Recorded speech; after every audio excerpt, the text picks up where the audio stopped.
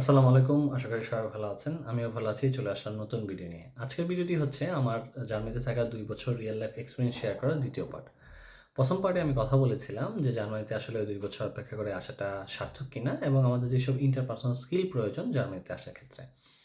তো আজকের পার্টে আমি কথা বলব যে আমি জার্মানিতে কোন এয়ারলাইন্সে আসি, কিভাবে আসি এবং জার্মানিতে আসার আগে আমি কি প্রিপারেশন নিয়েছিলাম এবং আমি কি ধরনের ডকুমেন্টসগুলো আসার পরে আমি কালেক্ট করি জার্মানিতে এবং সেই ডকুমেন্টসগুলো কিভাবে আপনারা দ্রুত কালেক্ট করতে পারবেন এবং আমি আমার পার্ট টাইম জবটি ১ম পার্ট টাইম জবটি কিভাবে আমি পাই, সে নিয়ে ডিটেইলস কথা বলব।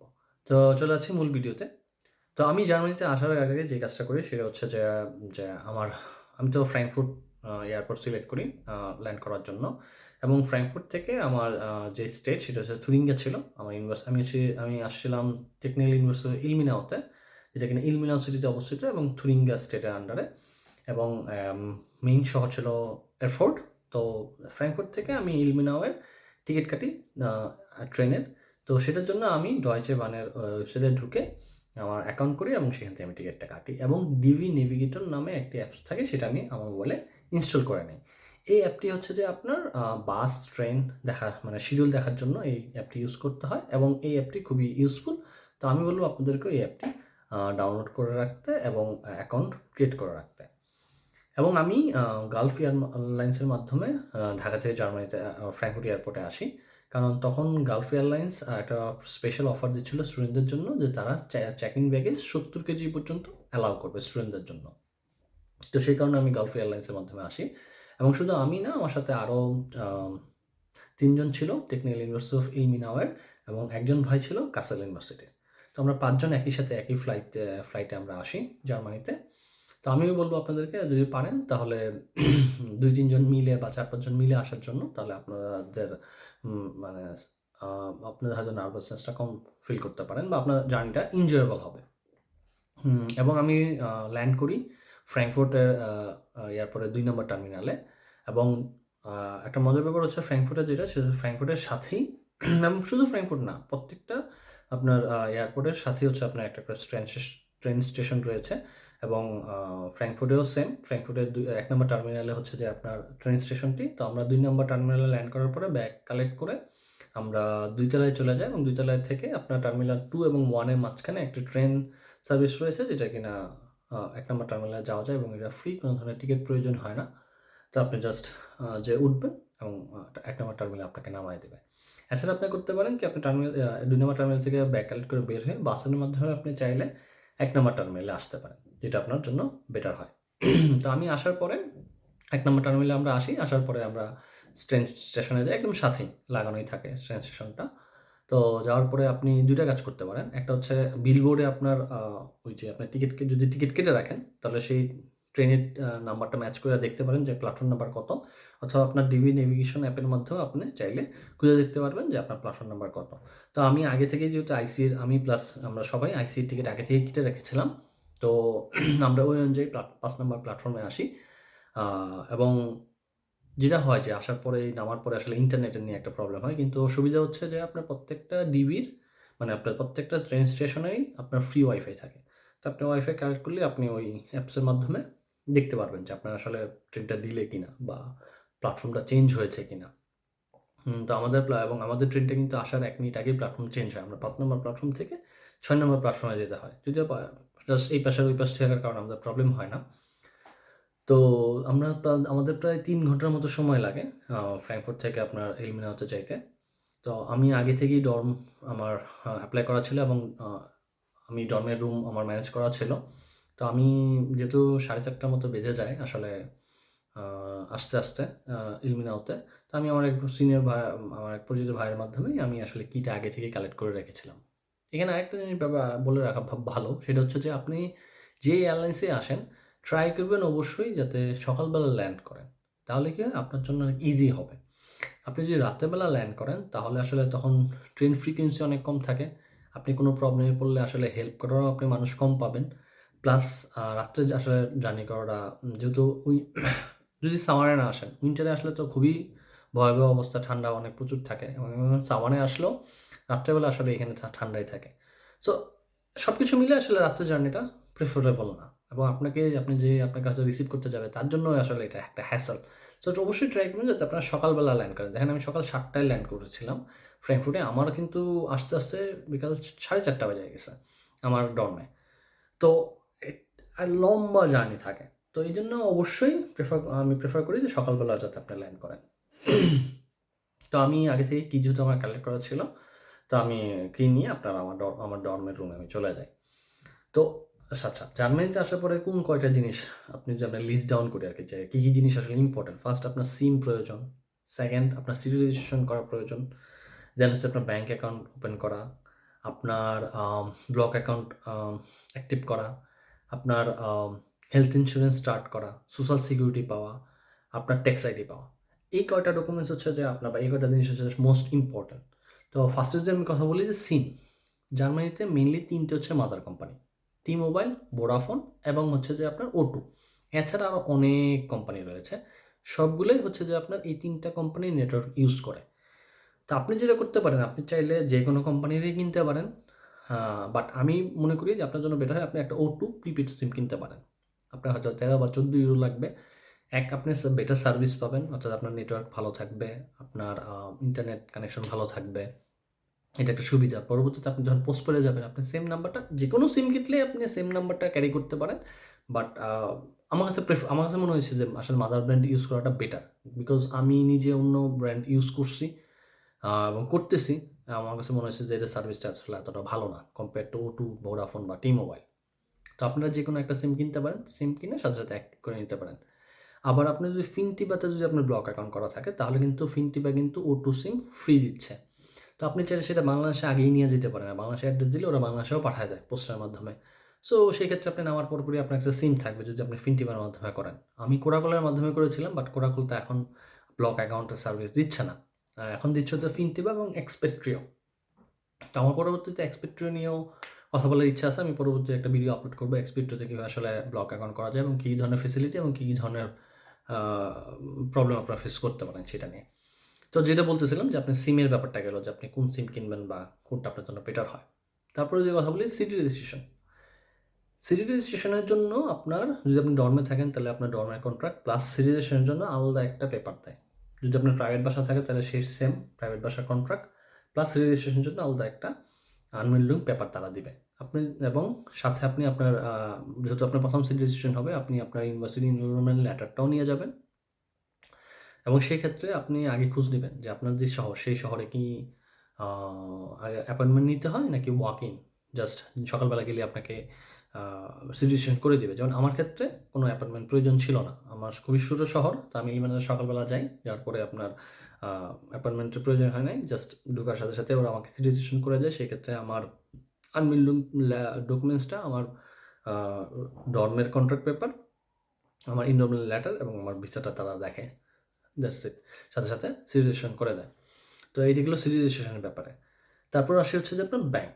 আচ্ছা, জার্মানিতে অনেকগুলো ব্যাংক রয়েছে। যেমন Deutsche bank, Sparkasse, Commerzbank, Revolut, N26। এছাড়া আপনার টাগ নামে নতুন একটা ব্যাংকের আমি নাম দেখেছি কিছুদিন আগে। তো আপনি চাইলে যেকোনো ব্যাংকেই খুলতে পারেন। বাংলাদেশের স্টুডেন্টদের জন্য কোনো ধরনের বাধ্যবাধকতা নাই। যেমন পাকিস্তানি স্টুডেন্টরা আবার ডয়েচে ব্যাংকে খুলতে পারে না। বাট আমাদের ক্ষেত্রে এরকম কোনো ইস্যুস নাই। মোরলেস আমার ডয়েচে ব্যাংক সম্পর্কে আইডিয়া কম। বাট আমি কমার্স ব্যাংকে খুলেছিলাম। কমার্স ব্যাংকে আপনার সার্ভিস চার্জ ৫ ইউরো। স্পারকাসেতে যদি আপনার বয়স ২৮ এর নিচে থাকে তাহলে সার্ভিস চার্জ নাই। বাট ২৮ এর উপরে হইলে আপনাকে ৫ ইউরো অথবা ১০ ইউরো আপনার সার্ভিস চার্জ দিতে হবে। মোরলেস যদি আপনি ডিফারেন্স বলেন তাহলে স্পারকাস আর কমার্স ব্যাংকের মধ্যে মেইন যে ডিফারেন্স সেটা হচ্ছে যে স্পারকাসের বুথ অনেক, কমার্স ব্যাংকে অনেক বুথ কম। সো আপনি যদি ক্যাশ টাকা তুলতে চান সেক্ষেত্রে স্পারকাসে আপনি বেনিফিটটা বেটার পাবেন। আর রিভোলুট আর N26 হচ্ছে আপনার অনলাইন ব্যাংকিং। ওদের নিজস্ব মানে আপনার জায়গায় কোথাও আপনার অ্যাকাউন্ট খুলুন এরকম না, অ্যাপসের মাধ্যমে অ্যাকাউন্ট খুলতে হয়। সেক্ষেত্রে ওদের কোনো সার্ভিস চার্জ নাই। বাট ওদের বুথ খুবই কম। তো আপনার দেখা গেছে আপনার যখন আপনি স্পারকাসের বা কমার্স ব্যাংকের বুথ থেকে টাকা উঠাবেন, সেক্ষেত্রে দেখা গেছে যে আপনার সার্ভিস চার্জ আপনাকে দিতে হবে। এবং জার্মানিতে এখনও স্টিল নাও সব জায়গায় আসলে কার্ড চলে না। অনেক জায়গায় আপনার ক্যাশ পেমেন্ট করতে হয়। তো এখন ব্যাংক আমি আপনাকে বলব যে আপনার যে শহরে যেটা সবচেয়ে কাছে আপনার শহরে যেইটা ব্যাংক আছে সেই ব্যাংকে আপনি খোলেন। যদি থাকে স্পারকাসে, যদি কমার্স ব্যাংক থাকে কমার্স ব্যাংক, যদি ডয়েচে ব্যাংক থাকে ডয়েচে ব্যাংক। শুধু কষ্ট কইরা ওই আপনার অন্য শহরে যায়া বা আপনার যদি এটা ফিল করেন যে অনলাইন ব্যাংকিং যেমন Revolut বা N26 আপনি যদি ট্রাস্টেবল না মনে করেন, তাহলে যদি আপনার সংশয় থাকে তাহলে কারো কথা শোনা প্রয়োজন নেই। পাঁচ ইউরো আসলে ম্যাটার করবে না। প্রথম আপনার কাছে মনে হবে অনেক, বাট পরবর্তীতে আসলে এটা ম্যাটার করবে না। তো আপনার যেটা মেন্টালি স্যাটিসফাই সেটাই আপনি সেই ব্যাংকে অ্যাকাউন্ট খোলাটা আমি মনে করি বেটার আপনার জন্য। আমি কমার্স ব্যাংকে খুলেছিলাম কারণ ইলমিনাওতে তখন কমার্স ব্যাংক ছিল, প্লাস আমার ফ্রেন্ডের অ্যাকাউন্ট ছিল, সে আমাকে রেফারেল কোড লিঙ্ক দেয়। তো আমি রাত্রেবেলা অনলাইনে সব ফিল আপ করে রেখেছিলাম। তো আমি সিটি রেজিস্ট্রেশন করেই দেন আমি ব্যাংকে যাই। ব্যাংকে যেয়ে আপনার আমি সাথে আমার আইব্যান আমি পেয়ে যাই। আইব্যান মানে হচ্ছে আপনার ব্যাংক অ্যাকাউন্টের নাম্বার সেটা, এবং অ্যাক্টিভ হয়ে যায়। কিন্তু ব্যাংকের ক্ষেত্রে যেটা হয় যে কোনো ব্যাংকে আপনি খুলেন না কেন, আপনার কার্ড এবং কার্ডের পিন নাম্বার এবং জার্মানিতে ব্যাংকের নিয়ে জন্য আরেকটা এক্সট্রা অ্যাপ লাগে, সেটাকে ফটো10 অ্যাপ বলা হয়। তো এবং এটার কিউআর কোড, এই 3টা জিনিস পোস্টের মাধ্যমে পাঠায়, যেটা আসতে মোটামুটি মোরলেস 10 দিন থেকে 12 দিন লেগে যায়। তো আপনার আইব্যান অ্যাক্টিভ হয়ে যাবে। আইব্যান অ্যাক্টিভ হয়ে যাওয়া মানে আপনার ব্লক অ্যাকাউন্ট আপনি সহজে অ্যাক্টিভ করতে পারবেন, আপনার সব কিছু অ্যাক্টিভ হয়ে যায়। কেন? আইব্যান অ্যাক্টিভ হওয়ার সাথে আপনি কোরাকলরে মেল দিবেন যে আপনি জার্মানিতে আসছেন, আপনার ইমিগ্রেশন সিল সহ ছবিটা তুলে। আমি কোরাকলরে মেল দিয়েছিলাম, যেহেতু আমি কোরাকলের মাধ্যমে ওপেন করছি। যদি আপনি ফিনটিবা করে থাকেন তাহলে ফিনটিবারে ওই অ্যাপসে আপলোড করবেন ডকুমেন্ট। যদি এক্সপেক্ট্রিতে করেছেন তাহলে এক্সপেক্ট্রিও সেম আপনার অ্যাপসে আপলোড করতে হয়। তো আপলোড করে দিবেন, করে দিলে ওরা আপনার হেলথ ইন্স্যুরেন্স অ্যাক্টিভ করে দেবে এবং আপনার ব্লক অ্যাকাউন্ট অ্যাক্টিভ হয়ে যাবে। তো এবং আপনাকে 2 সপ্তাহ অপেক্ষা করতে হবে বাকি জিনিসগুলো পাওয়ার জন্য। এগুলো আপনার ব্যাংকের ব্যাপার। তারপর আসি হচ্ছে যে আপনার সোশ্যাল সিকিউরিটি নাম্বার এবং হচ্ছে যে হেলথ ইন্স্যুরেন্স অ্যাক্টিভেশন, প্লাস হচ্ছে যে ব্লক অ্যাকাউন্ট অ্যাক্টিভেশন। যে ব্যাংক হওয়ার সাথে বাকি জিনিসগুলো অটোমেটিকলি আসলে হয়ে যায়। কারণ আপনার যে ব্লক অ্যাকাউন্ট যে হোল্ডার, যাতে হচ্ছে আপনার এক্সপেক্ট্রিও বা ফিনটিবা ওদেরকে ইনফর্ম করে দেওয়ার সাথেই কিন্তু আপনার বাকি জিনিসগুলো অ্যাক্টিভ হয়ে যাচ্ছে। যদি আপনি টিকিতে হয়ে থাকেন, আপনার হেলথ ইন্স্যুরেন্স করা থাকে, তাহলে আপনি টিকিটে ওদের অনলাইনে যে ইংলিশ স্পিকিং কল সেন্টার আছে সেখানে কল দিলে আপনাকে তারা 3-4 দিন, মানে আসার 3-4 দিন পরেই আপনাকে সোশ্যাল সিকিউরিটি নাম্বারটা দিয়ে দেবে। অথবা আপনি ফিজিক্যালি যেও বলতে পারেন যে আমার সোশ্যাল সিকিউরিটি নাম্বার লাগবে, আমাকে ওটা ডকুমেন্টস দাও। ওর সাথে আপনাকে ডকুমেন্টস দিয়ে দেবে, প্লাস আপনার হেলথ ইন্স্যুরেন্স যে অ্যাক্টিভ হয়েছে সেটা সার্টিফিকেট আপনি তাদের কাছে নিয়ে নিতে পারেন 3-4 দিনের মধ্যে। আমি কি করছিলাম, আমি ব্যাংক অ্যাকাউন্ট ওপেন করার পরে আইসা করার আমি মেল দিই। মেল দেওয়ার পরে ওরা আমাকে জানায় যে হ্যাঁ তোমার হেলথ ইন্স্যুরেন্স অ্যাক্টিভ হয়ে যাচ্ছে, এবং 4-5 দিন পরে আমার কাছে একটা লেটার আসে যেখানে আপনার ছবি টিকের ওয়েবসাইটে ঢুকে আমার ছবি আপলোড করতে হয় আমার হেলথ ইন্স্যুরেন্স কার্ডের জন্য। তো আমি সেটা করে যাই, এবং এই 3-4 দিনের মধ্যে আমি একদিন কল দিয়ে আমার সোশ্যাল সিকিউরিটি নাম্বারটা আমি নিয়ে নিই, এবং আমার ওই লেটারটা পাওয়ার পরে হেলথ ইন্স্যুরেন্সের কার্ডের জন্য ওটা পাওয়ার পরে আমি ওদের অফিসে যাই। অফিসে যাওয়ার পরে বাকি ডকুমেন্টসগুলো আমি এখান থেকে নিই। আমার যে অ্যাক্টিভ হয়েছে সেটার সার্টিফিকেট এবং সোশ্যাল সিকিউরিটি নাম্বারের সার্টিফিকেট, এগুলো আমি ওদের ওয়েবসাইট থেকে ওদের অফিস থেকে আমি নিয়ে নিই। এবং অফিসে যাওয়াটাই better, to be honest. Call দেওয়া থেকে অফিসে যাওয়াটা 2 মিনিট কথা বললেই আপনার সব কিছু আপনার হাতে চলে আসে। তো এগুলো নিলেন, কিন্তু বাকি থাকবে 2টা ডকুমেন্টস, আরও 2টা ডকুমেন্টস। কি? একটা হচ্ছে যে ট্যাক্স আইডি, এটা আপনার মোটামুটি 10 থেকে 12 দিন সময় লাগে সিটি রেজিস্ট্রেশন হওয়ার পরে, প্লাস হেলথ ইন্স্যুরেন্স কার্ড। এই কটা জিনিস আসতে মোটামুটি 8-7 দিন সময় লেগে যায় আর কি। যদি কোনো কারণে আপনার ট্যাক্স আইডি আসতে লেট হয়, আপনি সিটি রেজিস্ট্রেশন অফিসে আবার যাবেন, যা বলবেন যে আমি আমার ট্যাক্স আইডি পাইনি, বললে ওরা সাথে আপনাকে হয়তো প্রিন্ট করে দিয়ে দিবে আপনার হাতে। তো মোটামুটি এই ডকুমেন্টস সব কিছু পাইতে মোটামুটি 15 থেকে 20 দিনের মতো সময় লেগে যায়, এবং এটা নিয়ে অধৈর্য হওয়ার মতো কিছু নেই। যারা আসছে সবারই এরকম লেগে যায়। আমি 17 তারিখে আসছি, আমার নভেম্বরের 3 তারিখ পর্যন্ত সময় লাগছিল সব কিছু হাতে পাইতে। এখন আপনার সব ডকুমেন্টস চলে আসলো, আপনার সিম আছে, আপনার হেলথ ইন্স্যুরেন্স আছে, আপনার সোশ্যাল সিকিউরিটি নাম্বার আছে, আপনার ট্যাক্স আইডি আছে, আপনার ব্যাংক অ্যাকাউন্ট আছে, আপনার ব্লক অ্যাকাউন্ট অ্যাক্টিভ হয়ে গেছে। এই সবগুলো জিনিসই আপনার পার্ট টাইমের জন্য প্রিরিকুইজিট ডকুমেন্টস থাকে। মানে আপনি যদি পার্ট টাইম খুঁজতে যান তাহলে এই সব ডকুমেন্টসগুলো আপনার লাগবে। যতক্ষণ পর্যন্ত যে কোনো একটা ডকুমেন্টস মিসিং, তখন পর্যন্ত আসলে আপনি পার্ট টাইম জব পাবেন না। হ্যাঁ, block account activation is not mandatory, but block account active করার জন্য তো আপনার আলটিমেটলি ব্যাংক অ্যাকাউন্ট লাগতেছে। সো ব্ল্যাঙ্ক অ্যাকাউন্ট অবশ্যই necessary, tax ID necessary, health insurance necessary, আপনার এনরোলমেন্ট লেটার এটাও যাবে পার্ট টাইম জবের ক্ষেত্রে। তো এখন হচ্ছে আপনি সবই পাইলেন, অ্যান্ড পার্ট টাইম জব কীভাবে খুঁজবেন? পার্ট টাইম জব খোঁজার ক্ষেত্রে অনেকগুলা সিস্টেম আছে এবং কীভাবে খুঁজতে হয় সেটার জন্য আমি অনেক আগেও একটা ভিডিও বানাইছিলাম, সেটার লিঙ্কটা আমি নিচে দিয়ে দিচ্ছি, প্লাস আমি এখন আবার বলতেছি। ফার্স্ট হচ্ছে যে আপনি বিভিন্ন ওয়েবসাইট আছে জব খোঁজার জন্য, যেরকম ইনডিড, মনস্টার, monster.com, এগুলোতে আপনি চাইলে পার্ট টাইম জবের জন্য অ্যাপ্লাই করতে পারেন সিভি আপলোড করে। সেকেন্ড থিং হচ্ছে যে আপনি ম্যাকডি বা বার্গার কিং ওদেরও ওয়েবসাইটে ঢুকে আপনি অ্যাপ্লাই করতে পারেন। দেন হচ্ছে যে আপনি বিভিন্ন রেস্টুরেন্টে বা ফিজিক্যালি যে কথা বলতে পারেন যে আমি জব খুঁজতেছি, আমার জব দরকার। এটা খুবই নর্মাল এবং কমন প্র্যাকটিস জার্মানিতে, স্টুডেন্টরা যা ফিজিক্যালি কথা বলে। থার্ড জিনিসটা হচ্ছে আপনার বিভিন্ন ধরনের কোম্পানি আছে যারা কিনা আপনার হয়ে জব খুঁজে দেবে, এদেরকে আরবাইট ফিল্মা বলে। আপনি শহরে যে আরবাইট ফিল্মাগুলো আছে এগুলোতে আপনি যাইতে পারেন, ওয়ার্কিং যে এজেন্সিগুলো আছে, যে আপনি ওদের সাথে কথা বলতে পারেন যে আমি স্টুডেন্ট, আমার এই যে সিভি, আমি পার্ট টাইম জব খুঁজতেছি, আমাকে হেল্প করো। তাহলে তারা আপনাকে হেল্প করবে, ওরা আপনার হয়ে জব খুঁজে দেবে। এছাড়া আপনি যেটা পারেন রেফারেন্স কি, আপনার ফ্রেন্ড সার্কেল, বন্ধু বান্ধব যারা আছে বা বড় ভাই সিনিয়র ভাই আছে ওদেরকে বলবেন যে আপনারা যেখানে জব করেন, আমি জব খুঁজতেছি, আপনারা প্লিজ আপনার শেফকে মানে আপনার বসকে জিজ্ঞাসা করবেন যে আপনার কোনো নতুন কোনো পার্ট টাইম হোল্ডার বা পার্ট টাইম জব ওয়ার্কার লাগবে কিনা। আমি মনে করি যে জব খোঁজা আছে প্রত্যেকটা জায়গায় নক করা, রেস্টুরেন্টে যাওয়া, খুবই এটা ইজিলি, এই জিনিসটাতে পার্ট টাইম জব পাওয়াটা ইজি হয়। দেন রেফারেন্সের মাধ্যমে, অর্থাৎ কারো সিনিয়র ভাই বা বন্ধু বান্ধবের মাধ্যমে খোঁজ নিয়ে আসলে জব পাওয়াটা ইজি হয়। এই দুটা জিনিস হচ্ছে সবচেয়ে ইজিয়েস্ট ওয়ে। বাট মজার ব্যাপার হচ্ছে আমি কিন্তু জব পেয়েছিলাম প্রথম part time job, part time নয়, প্রথমে ফুল টাইম জব পাই আপনার ফিল্মের মাধ্যমে, অর্থাৎ হচ্ছে কোম্পানির মাধ্যমে, আরবাইট কোম্পানির মাধ্যমে। আমি সব ডকুমেন্টস পাওয়ার পরে নভেম্বরের 3 তারিখে আমি হচ্ছে এয়ারপোর্টে যাই। এয়ারপোর্ট 1 ঘন্টা দূরে এলমিনাও থেকে, কারণ এলমিনাও এত ছোটো শহর যেখানে আসলে কোনো ধরনের আরবাইট ফিল্ম ছিলই না। তো আমি 1 ঘন্টা জার্নি করে, ট্রেন জার্নি করে এয়ারপোর্টে যাই।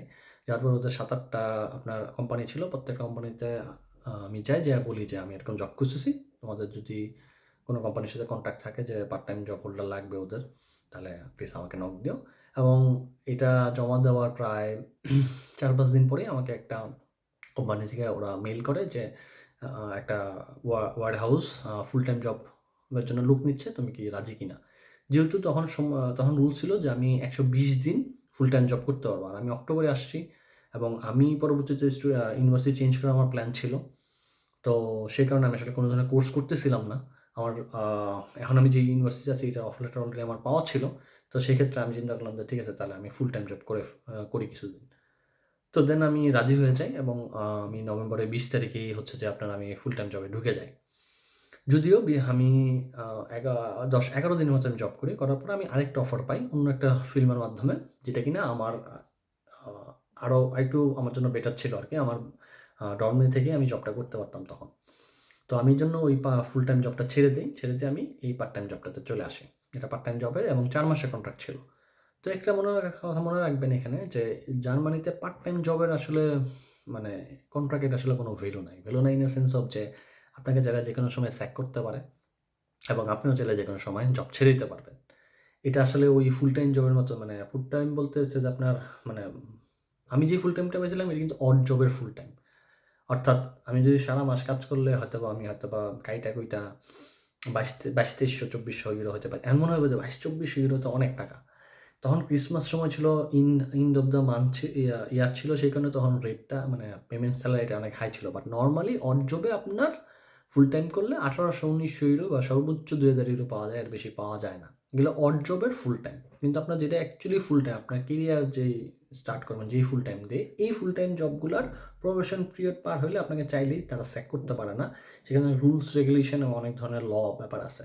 বাট পার্ট টাইমের ক্ষেত্রে আসলে ব্যাপারটা এরকম না, বা মিনির ক্ষেত্রে এরকম না। আপনাকে চাইলেই স্যাক করে দিতে পারে, আপনাকে চাইলেই আপনিও চাইলে জব ছেড়ে দিতে পারেন। সো এটা নিয়ে আসলে হেজিটেশন ফিল করার কিছু নাই। তা যদিও আমি তখন জানতাম না, তো আমার জন্য ব্যাপারটা অনেক শকিং ছিল, কারণ আমি সেকেন্ড পার্ট টাইমটা মাত্র 7-8 দিন করার পরেই ওরা বলে যে ওদের কাজ লাগবে না লোক আর, তো আমার জবটা চলে যায়। তো আমি তারপরে প্রায় মোটামুটি নেক্সট ইয়ার মার্চ পর্যন্ত আমি আর জব পাইনি।